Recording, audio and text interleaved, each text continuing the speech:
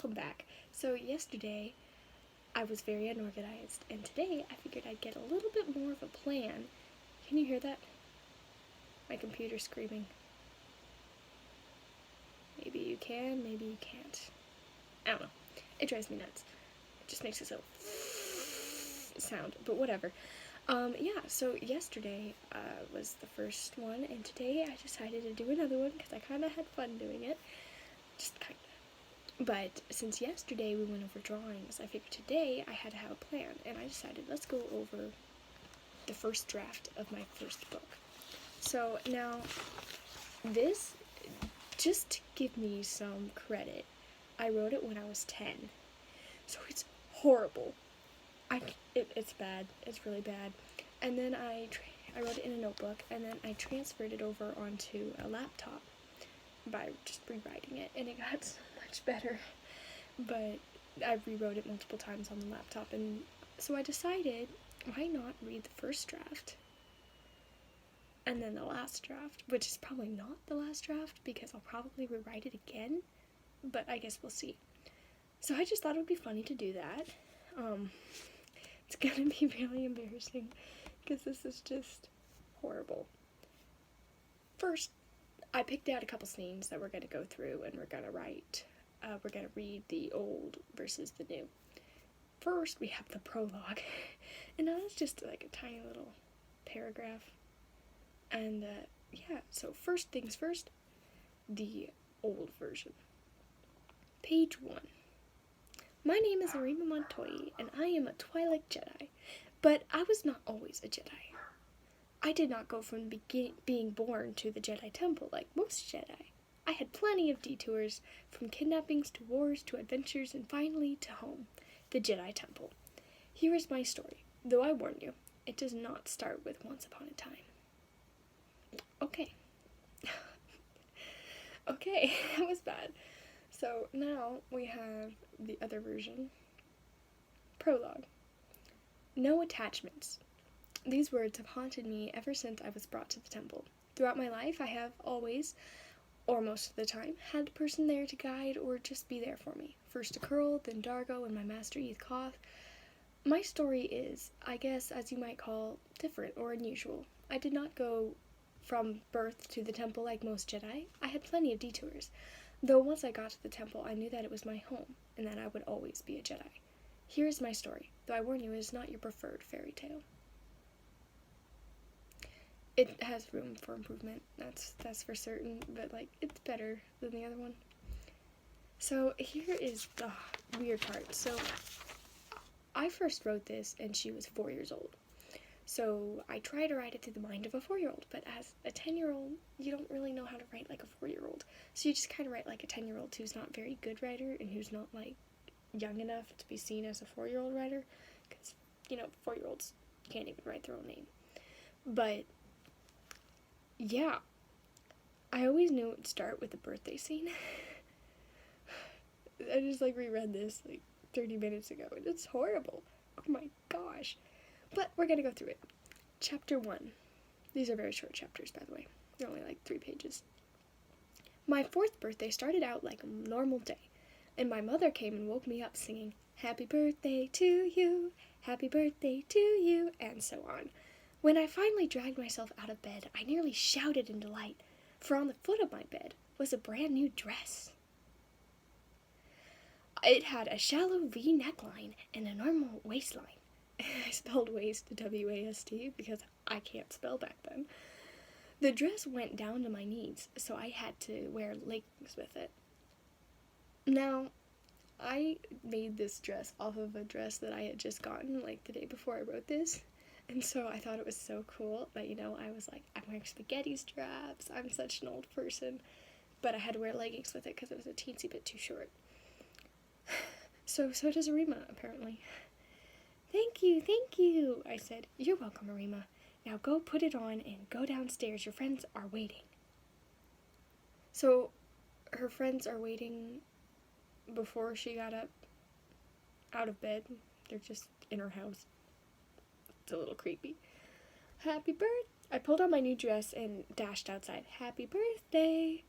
It was almost the best birthday ever. You know, she's 4. It's not like she remembers the other birthdays. After eating my mom's homemade... Wait, no. There we go. "Arima, my dear," said my mom, "I have a present for you." "Another one?" I asked, surprised. She has quite the vocabulary for a 4-year-old. "This is from me and your father." I opened up the box, and inside was a beautiful necklace. It had a brown string chain and 2 jewels surrounding a blue arrowhead. "Thank you so much. I'll never take it off," I cried, and I didn't take it off for a very long time. You know, I need to figure out how I'm writing this. I kind of just switched between whether she's looking back or whether she's narrating as she looks forward. I don't know.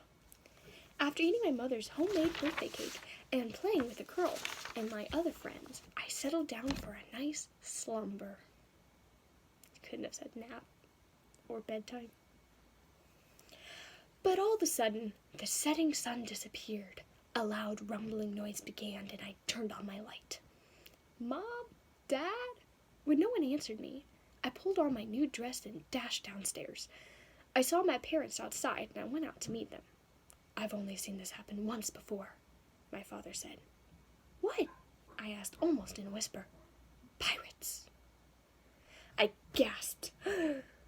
I knew about pirates. They raided villages and either killed or kidnapped the occupants of that village. "Come," ordered my father. We all ran to the edge of the village, where I met up with a Curl and his family. "What's happening?" he asked. "Pirates," I replied fearfully. We grabbed hands as we were hustled away. And now the thing about this is I kind of edit it in the notebook, so if you can see, maybe there's a bunch of rewriting over the top of writing. So if I'm not able to figure it out, you just won't get to hear what it said. I was very scared. All I wanted to do was hug my parents and never let go. Again. In all of the confusion, I lost track of my mother and father, so she didn't hug them very tightly, apparently. "Mom! Dad!" I screamed, but they couldn't hear me. A Curl also could not find his parents. How convenient. We couldn't go looking for them, so we stayed together. I burst into tears. Hold on, it's missing a page. They're supposed to get captured by pirates. It's missing that entire, I don't even know where it is. Okay? I've got little notes, that says next page and, previous page, but there's still a missing part that I can't find. So, anyway, I burst into tears because my parents were gone. This was the worst birthday ever. A Curl tried to comfort me, but I could not be comforted. What a drama queen. Okay. Shall we get to the good version now? Okay, so this is chapter 1. When one wishes to forget a memory, it begins to fade. But even though I could never forget what happened, I don't remember everything that I wish I could. I only forgot the best parts that I wished I remembered. But the bad parts stayed with me my whole life. Now, I'm obviously skipping a couple words because I'm not saying this very well, but whatever. My 4th birthday started out like a normal day. I remember my mother came and woke me up singing happy birthday. I also remember playing with my friends, especially my best friend, a Curl. I know that I received a beautiful necklace from my mother. It was a black string with a black arrowhead and 2 blue beads, but I don't remember what else. The only thing I remember that day happened in the middle of the night, and I've wanted to forget it ever since. Halfway through the night, I heard a rumbling noise that woke me up. Something turned within my stomach. It bubbled and rumbled. I called for my parents. When there was no answer, I jumped out of bed and ran downstairs, still in my nightgown. I spotted my parents outside and went out to meet them, deciding they were watching the star show. They were indeed watching the stars, except for an entirely different reason. "I've only seen this happen once before," announced my green father warily. He has the color now. "What?" I asked. "Pirates," my father said in an urgent voice. "Follow me." He grabbed my hand and I grabbed my mom's teal one. So she's teal, like Arima. Arima is teal.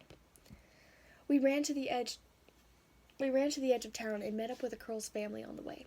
"What's going on?" he asked, eyeing the sky. "Pirates," I answered. "Cool," he breathed. "No, it wasn't." Pirates raided villages and either killed or kidnapped the inhabitants. Her vocabulary has gotten much better. We grabbed hands and ran, trying to get away. I had no idea where we were going, or what our plan of escape was, since the pirates had surrounded us on all sides. Blaster fire went off, and as most of the villagers fought back. See, this entire scene is not in the old version. It's just not. Our parents took us to the stack of boxes that held our community's extra supply of food. You stay here. We'll come back for you, okay? A Curl's light blue father ordered. A Curl and I glanced at each other. His face had the same worried, betrayed look. Our parents weren't going to leave us, were they? Okay. A Curl's father's hissed. Yes, sir, we both said. The dads grabbed rifles and ran off, while the mothers grabbed sticks and grenades from a nearby supply tent. My mother crouched down to my level and put her hands on my shoulders. Arima, I know you don't understand it now, but we must go and fight for our village. You need to stay here. Do you understand me? Stay here. I nodded and started to cry. Oh, don't cry, darling. It will be okay. Remember, after night, there is always day. Don't cry. We will meet again. Mommy, don't go. She hugged me close to her and whispered, hide your gifts, my darling. You're more special than the others. Hide your gifts. What gifts? She let go of me, and I saw Curl's mom saying goodbye to him. I love you, my mother called as the fighting started and they hurried off. I turned to a Curl.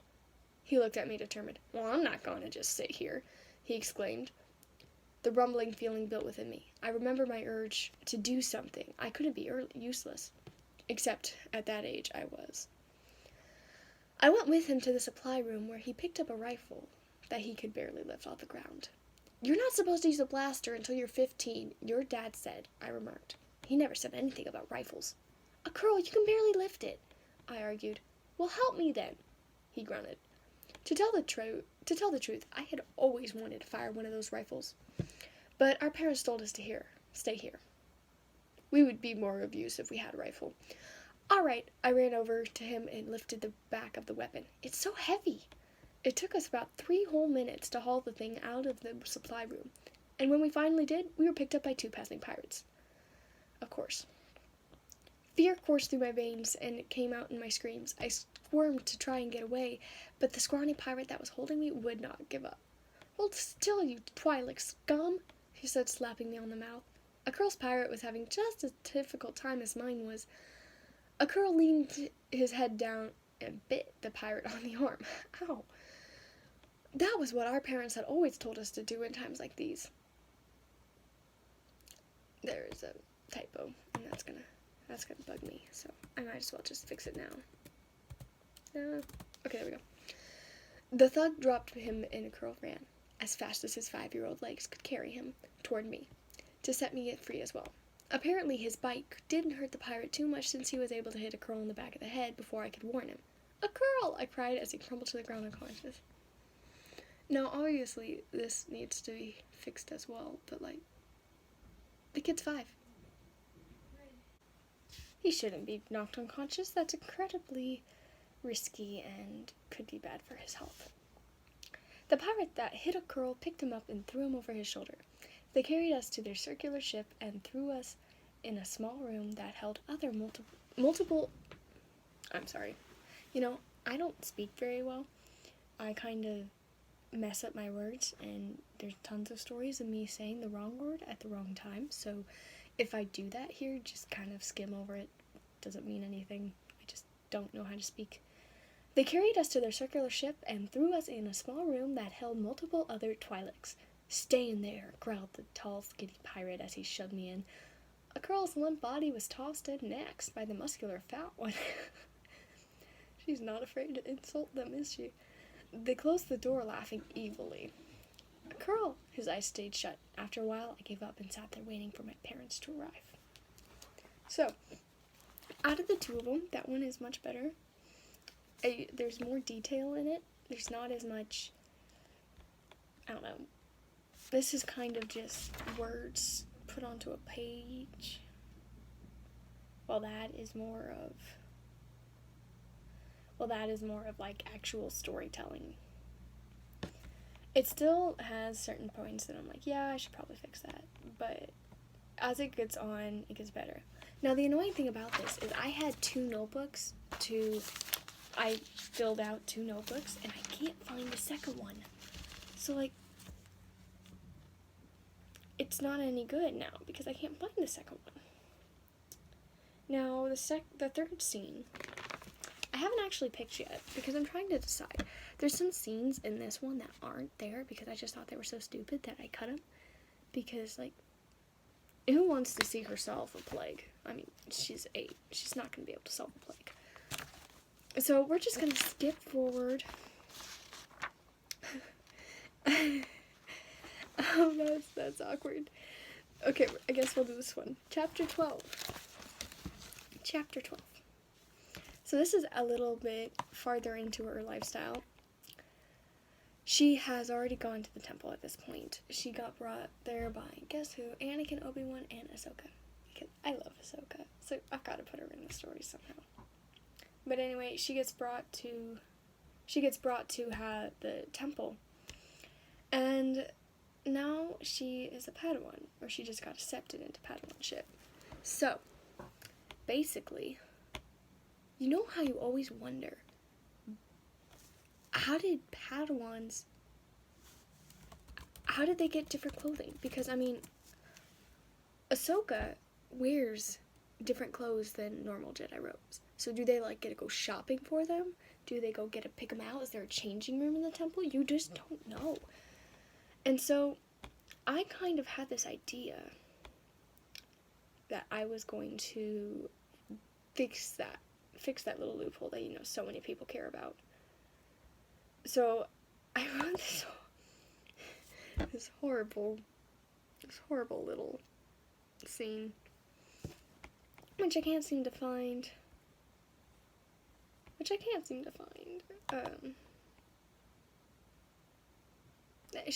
There's just so much extra in this,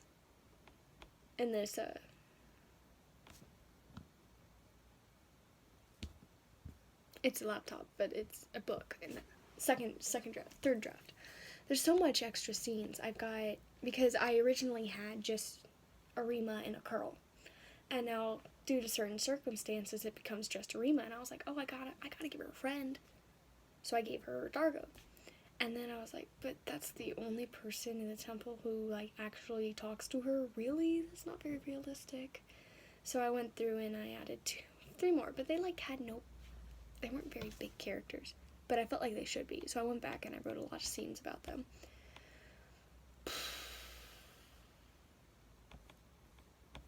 But it's like, I honestly can't tell if she's a Padawan now or if she's still a youngling.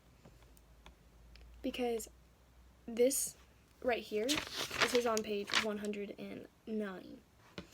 I'm on chapter 10, so maybe it is chapter 12. Mm-hmm. Okay, so she just went to her Ilum mission. There we go. Almost.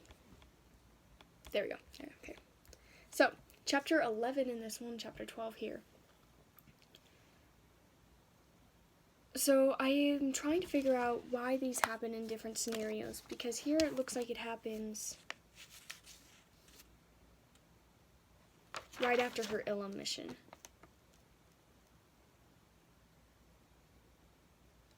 Why is she playing a game? We're just gonna read it. We arrived at the temple later that day. Dargo and I ran to my room and played a game called Galaxy.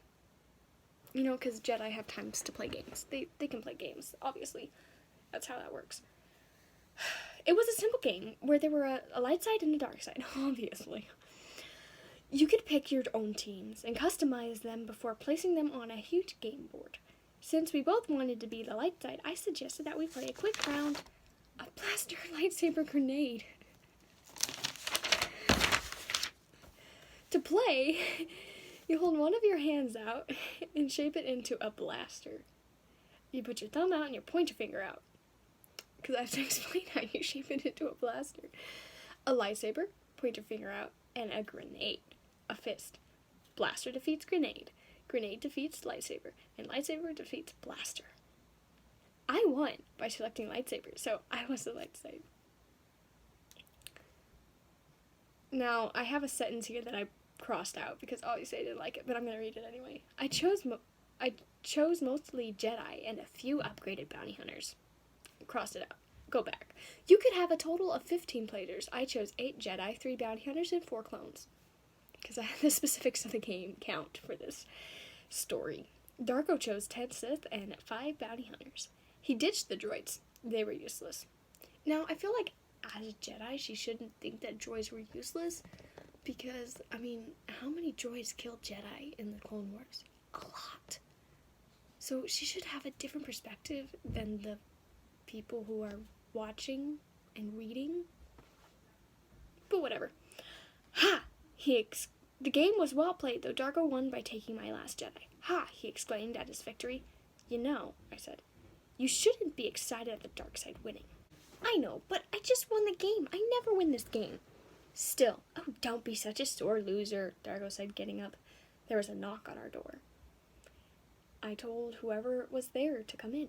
Master Fisto entered and said, Master Yoda has summoned you. Which one? Dargo gestured to both of us. Both. Follow me. Dargo and I glanced at each other. I was worried. Did we do anything wrong? Come on, Arima. I mean, honestly, I can't even. Oh my gosh. Okay. I looked down at the lightsaber clipped to my waist. It could mean that Dargo and I would become Padawans. Yeah, it could mean that. It probably does mean that because that's more, I mean, honestly. With that in mind, I followed Master Fisto and Dargo to the council room. We entered and stood at the center of the room. I hadn't been here since the Missing Jedi episode. Yeah, nobody's gonna ever know what the Missing Jedi episode is. No. If this ever gets any famous, I'm still not telling you. That's just a horrible episode. It was bearable. Terrible. Welcome, Arima Montoya and Dargo Snap, greeted Master Windu. Master Fisto went and sat down. Improved much you both have, Master Yoda complimented. Therefore, you have passed to the next level, Master Kenobi announced. You see, they're all just taking turns. In which you will now be considered a Padawan. Your masters are Eth Koth, Master Windu gestured to his left, and Master Koth, who smiled and nodded at me, and Master Fay Monte. He gestured to his right. To the doors opened and a female Thalothian Jedi walked in. She had an air of importance, yet she seemed so humble. Because that works together. She wore long Jedi robes and had 2 lightsabers at her belt. Her Thalothian headdress gave her some height, because apparently she's short. So we couldn't tell that she was almost 5 feet tall. So she's as tall as me. She bowed to the Jedi Council members, then to Dargo. Hello, I presume you are my new apprentice? Dargo just nodded. I couldn't tell if he was excited or disappointed. I, for one, was excited. Okay, now here's what you came for. Okay, well, here's what I just wanted to read. I had noticed that female Padawans had different outfits, so I asked a female Padawan named Celia about it. Oh. I'm sorry, I just got a really good idea. Okay, about it. The Rodian told me to go to room 341, the changing station. So here I was standing outside of it. I took a deep breath and entered. I gasped. She gasps a lot. The room was huge. It had everything a Jedi could need, well, except a lightsaber. First, I went to the clothes rack and looked through it. They had all sorts of outfits. I tried on a few, but I didn't like any of them. I looked in the mirror and then examined myself. The girl I saw was skinny, and I honestly can't read that. She had dark brown eyes and aqua green skin. The lightsaber that hung at her belt, she's talking about herself in third person, this is horrible, was black. I thought about the colors. Black and brown would do. I went through the drawers and racks. Finally, I found a brown skin tight bodysuit. I tried it on, and it fit just right. I then selected a black belt, which I attached to my lightsaber to.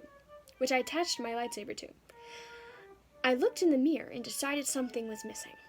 I dug through the uniforms until I found a black vest. I put it on, then I wrapped my lower arms in brown wrappings. Why? I then searched in the headpiece for what? I then searched in the headpieces for a headpiece, because that's where you go to search for headpieces. I soon found a gold one with blue diamonds in the center of it, and went down my forehead in a circle which led into an arrowhead. Oh my gosh. I attached a piece of cloth to my belt, and that hung down between... What? I'm so confused. Anyway, so she gets an outfit, and it's horrible. We're gonna go over here now, because that made no sense. Okay. I received word that I was officially a Padawan 5 days after the trials. Now, the difference between this one and that one is that I had read a Jedi Padawan book, so I knew how Jedi go from youngling to Padawans now. They take this trial, sort of like a test, and so that was what the lead up to this has been, and now she's taken the test, and this is afterwards. So I skipped the whole game sequence because that's not necessary. I received word that I was now officially a Padawan 5 days after the trials. Elika had been put in the Jedi Medical Corps, but the rest of us were Padawans. Dargo had been accepted by a Thalothian female named Faye Monte, Plaatu by Mon Calamari male Julian Fitzo, and Ilisi was going to be trained by a purple female Twilight named Haran Kuni. Intriguing. Ilika was to be trained by a Jedi Corps female Jedi. I didn't know her name, but I knew she was well respected in the medical corps. I heard Gunnan was to be trained by Master Farah Saymanage, Master Saymanage's younger sister. Okay, now Master Farah, the reason why she got such a, Master Farah Saymanage, is because she's actually a book. She's actually one of the main characters in the other books in the series. So it's going to go Arima was the first book, but then I decided I didn't want her to be the first book because chronologically that's not how it goes. So she's actually the second to last. That's just how it worked out. And Master Farah is the one before her. Farah is the one before her. I had seen some Padawans change their clothes into other articles of the uniforms, or at least the girls did. The boys didn't, just got longer, or they could keep it the same. I had asked Kira where to go to change, and she told me room 3667. On the 6th floor. So here I was standing amid boxes of shoes, racks, clothing, outfits galore. I had never shopped before that I could remember. I borrowed the brown dress and the headdress, and I was given this uniform. Now I could pick out my own clothes. I strolled through the racks and tried several outfits on. I decided my best colors were black, tan, and brown. Smiling, I went to work. About half an hour later, I walked out of the room wearing a tan sleeveless shirt, leggings, and a black belt with a sash that hung from it, and I had wrapped some tan cloth around my arms, starting just above my elbows and ending at my wrists. I wore a black vest and a gold headdress and a blue sapphire diamond-shaped jewels. I had kept my black boots and my lightsaber swung at the clip on my belt. I felt strong and Jedi-ish. I saw my master leaning up against the wall at the door. I had exited, and we could skip all that. Anyway, so those are did I do 3? I think I did 3. Those are the 3 parts where we read the old to the new, and it's improved greatly.